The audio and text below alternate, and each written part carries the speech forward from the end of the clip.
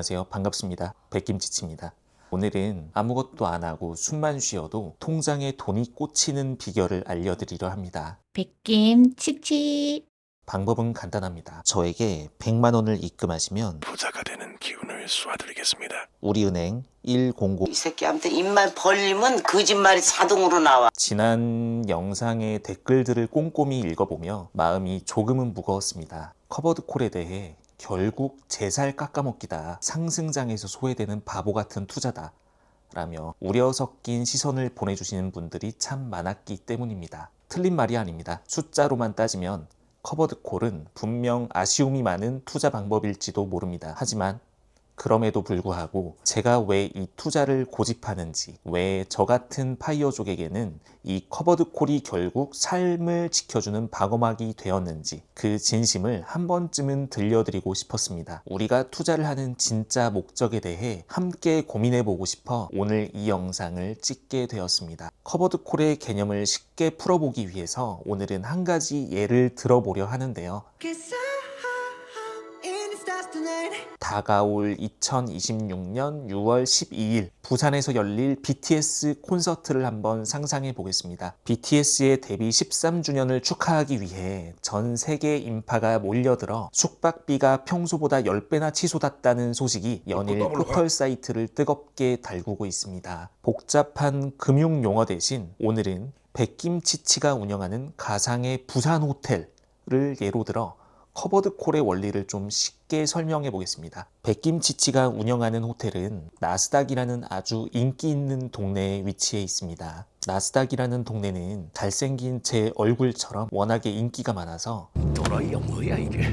땅값은 잘 오르지만 백김치치는 매달 생활비가 필요한 사람입니다. 그래서 건물을 팔지 않고도 수익을 내기 위해 예약권을 미리 팔아 현금을 확보합니다. 1세대 운영 방식은 방 10개 전부를 아주 싼 값에 미리 예약받는 것과 같습니다. 당장 손에 쥐는 예약금은 많지만 지금처럼 BTS 축제가 예정되어 방값이 10배로 뛰어도 미리 약속한 헐값만 받아야 합니다. 다른 호텔들은 BTS 축제로 방값을 올릴 때 1세대 커버드콜은 미리 예약된 가격에 헐값만 받고 손가락만 빨고 있어야 합니다. 2세대 운영 방식은 조금 더 영리하고 유연합니다. 방을 전부 예약받는 건 손해다 라고 생각합니다. 방 10개 중 3개 정도만 예약권을 팔거나 아주 비싼 가격에만 예약을 받도록 조건을 겁니다. 덕분에 BTS 축제로 인해 방값이 오를 때 방값 상승의 기쁨을 어느 정도 함께 누릴 수 있습니다.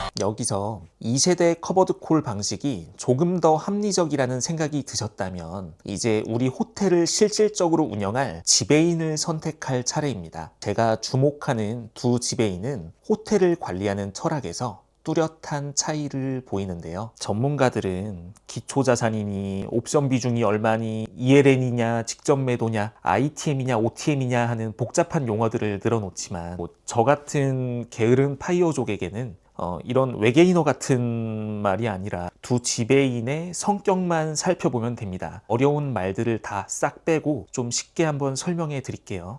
이거 첫 번째를 좋은 거 너무나 이기. 먼저 잽큐라는 지배인은 JP 모건이라는 세계에서 가장 이름난 대기업에서 평생을 보낸 노련한 베테랑입니다. 이 지배인은 기본적으로 아주 꼼꼼합니다. 나스닥 동네에 있는 모든 방을 관리하지 않고 본인의 오랜 경험을 바탕으로 돈 잘 벌고 튼튼한 우량한 방들만 골라 담습니다. 태풍이 올 것 같으면 미리 예약권을 더 팔아서 하락을 대비하는 노련함도 기가 막힙니다. 그래도 이름 있는 대기업 출신 지배인이 좋지 라고 생각하시는 분들께 딱 맞는 든든한 지배인입니다. 반면 QQQI라는 지배인은 네오스라는 스타트업 기업에서 온 아주 똑똑한 신흥 강자입니다. 비록 회사의 역사는 짧지만 요즘 호텔 트렌드를 누구보다 잘 읽는 실속파입니다. 이 지배인의 주특기는 성장에 대한 욕심입니다. 방값도 중요하지만 우리 호텔 건물 가격이 오르는 것도 절대 포기 못해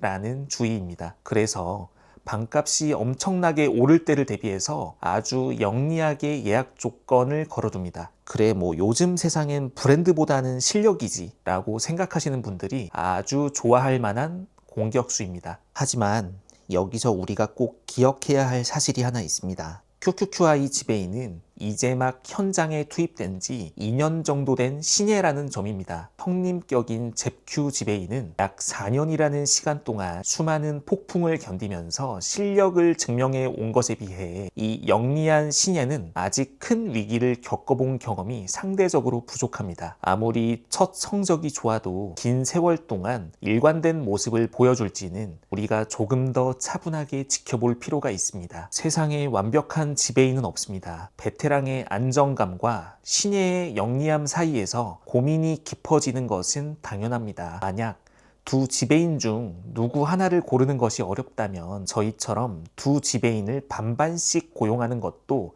아주 좋은 방법입니다. 이렇게 섞어두면 마음의 평화와 성장의 기회라는 두 마리 토끼를 모두 잡을 수 있습니다. 투자는 결국 숫자를 늘리는 게임이 아니라 내 마음이 가장 편안한 지점을 찾아가는 과정이기 때문입니다. 내가 쉬는 동안에도 두 지배인이 서로를 보완하며 호텔을 잘 운영해 줄 것이라는 믿음이 있을 때 우리는 비로소 진정한 자유를 누릴 수 있습니다. 이제는 두 지배인이 지난 1년간 거둔 실제 성적표를 확인해 보겠습니다. 이 성적표는 단순히 건물의 시세만 오른 수치가 아니라 매달 받은 예약금을 한 푼도 쓰지 않고 다시 호텔에 재투자했을 때의 결과, 즉 총수익 토탈 리턴 기준입니다. 나스닥 동네가 15.69%가 오를 때 실속파 QQQI 지배인은 그 상승 흐름의 90% 이상을 끈기 있게 따라갔습니다. 하지만 이 숫자들이 진정으로 빛을 발한 순간은 맑은 날이 아니라 갑작스러운 폭풍이 몰아쳤던 작년 봄이었습니다. 25년 4월 도널드 트럼프의 관세 이슈로 시장이 큰 충격을 받았던 때를 기억하시나요? 나스닥 기준으로 20% 가까운 급락이 나오며 모두가 공포에 떨었던 구간입니다. 그때 나스닥이라는 건물만 통째로 들고 있던 분들이 쏟아지는 비를 온몸으로 맞으며 자산이 깎여 나가는 것을 속수무책으로 지켜봐야 했습니다. 팔자니 손실이 너무 크고 또 들고 있자니 폭풍이 언제 멈출지 알 수 없어 밤잠을 설쳐야 했습니다. 그런데 말입니다. 하지만 우리처럼 커버드 콜이라는 방식으로 호텔을 운영하던 이들에게는 일드 쿠션이라는 든든한 방어막이 있었습니다. 여기서 커버드 콜만의 반전이 일어납니다. 하늘에 먹구름이 짙어지고 공포지수라는 폭풍이 심하게 칠수록 지배인이 파는 방 예약권의 몸값은 평소보다 훨씬 비싸집니다. 불안한 미래 때문에 미리 정해진 가격에 방을 확보하려는 수요가 몰리거나 위험을 피하려는 거래가 활발해지기 때문입니다. 결국 폭풍 때문에 건물 시세는 잠시 떨어졌지만 지배인이 예약권을 팔아 챙겨온 현금, 즉 우리의 월세는 평소보다 10%에서 20% 더 늘어나는 반전이 일어난 것입니다. 실제 데이터를 한번 보시겠습니다. 잽큐 베테랑 지배인은 25년 3월 0.48달러 수준이었던 배당금이 시장이 흔들리기 시작한 4월에는 0.54달러로 늘어났고 폭풍의 정점이었던 5월에는 0.6달러에 육박하며 약 20%가량 상승했습니다. 다음은 신흥 강자 QQQI입니다. 4월 분배금은 0.53달러 수준으로 잠시 주춤했으나 폭락장의 변동성을 그대로 흡수한 5월의 분배금은 0.63달러로 치솟으며 한 달 만에 20%가 넘는 경이로운 배당 성장을 보여주었습니다. 이 늘어난 배당금이 심리적인 완충지대 역할을 해주었기에 우리는 패닉셀에 동참하지 않고 이 또한 지나가리라 믿으며 평온하게 일상을 지켜낼 수 있었습니다. 밖에는 비바람이 몰아쳐도 통장에 꽂힌 두둑한 월세를 보며 따뜻한 차 한 잔을 마실 수 있는 여유를 갖게 된 겁니다. 여기서 우리가 매일 쓰는 단어 하나를 떠올려 보겠습니다. 바로 경제라는 말입니다. 영어로는 이코노미라고 하죠. 이 단어의 뿌리를 따라가 보면 그리스어 오이코노미아 에서 시작됩니다. 그 뜻은 거창한 돈 이야기가 아니라 바로 가정을 관리하는 기술입니다. 그러니까 경제란 돈을 얼마나 벌었느냐의 문제가 아니라 내 삶이라는 집을 어떤 리듬으로 운영하냐에 대한 이야기입니다.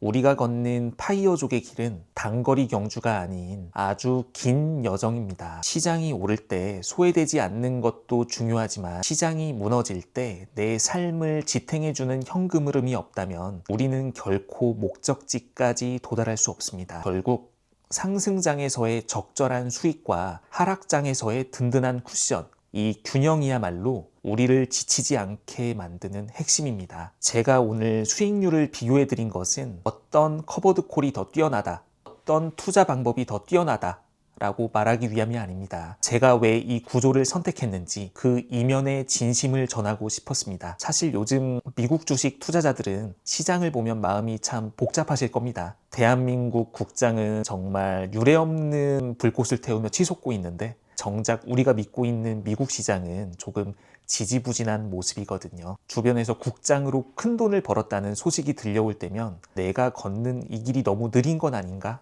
하는 불안함이 고개를 듭니다. 우리는 이것을 포모라고 부릅니다. 하지만 너무 불안해하지 마세요. 화려한 수익률 그래프보다 중요한 것은 내 삶이라는 소박한 호텔을 어떤 날씨에도 무너지지 않게 가꾸는 마음입니다. 세계적인 투자자 하워드 막스는 훌륭한 투자는 잘 될 때보다 잘 안 될 때를 먼저 생각하는 것이다 라고 말했습니다. 제가 리스크를 관리하며 현금 흐름을 만드는 이유는 단순히 돈을 잃기 싫어서가 아닙니다. 단 한 번뿐인 귀한 인생을 돈을 지키느라 낭비하고 싶지 않기 때문입니다. 우리가 마지막 가는 길에 입는 수의에는 주머니가 없다고 합니다. 결국 남는 것은 얼마를 벌었느냐가 아니라 그 돈이 선물해준 시간 속에서 얼마나 많은 행복을 느꼈느냐 는 기억입니다. 어떤 방식을 택하셔도 좋습니다. 다만 계좌의 숫자가 늘어나는 속도에 일상의 리듬을 뺏기기보다 그 계좌가 만들어줄 당신의 행복하고 평온한 하루를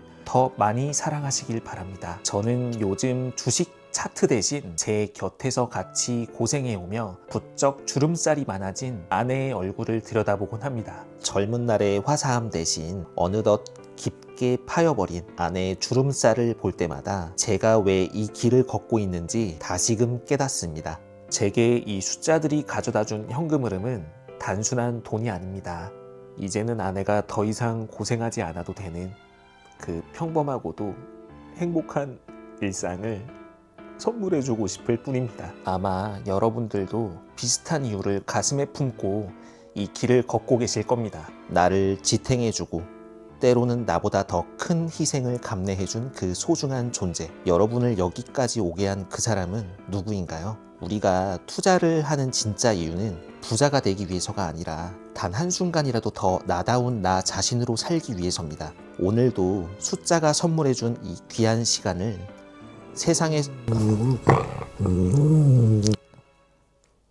세상에서 가장 당신다운 일들로 채워가시길 진심으로 응원하겠습니다. 지금까지 백김치치였습니다. 고맙습니다.